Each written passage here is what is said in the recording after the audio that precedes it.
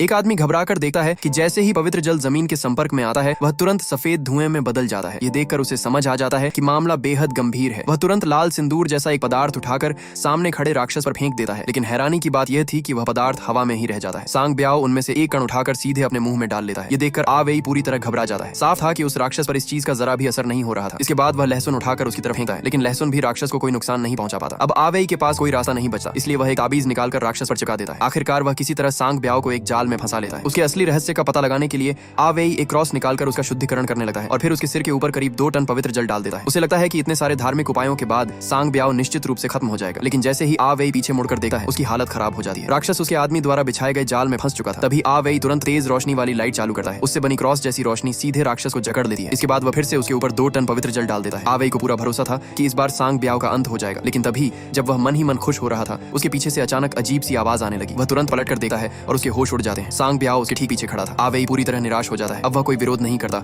और चुपचाप अपनी मौत का इंतजार करने लगता है, लेकिन सांग ब्याओ उसे तुरंत नहीं मारता। वह सिर्फ एक धमकी देकर चला जाता है कि 3 दिन बाद वह वापस आएगा और उसकी आत्मा लेकर जाएगा। लेकिन इस पूरी घटना की असली कहानी 10 साल पहले शुरू हुई थी। उस समय आ वेई के पास कुछ भी नहीं था। वह जगह जगह घूमकर गाने वाला एक साधारण स्ट्रीट सिंगर था। एक दिन चोर का पीछा करते हुए उसका पैर फिसल गया और वह सीधे नाले में जा गिरा। चोट लगने के कारण वह बेहोश हो गया।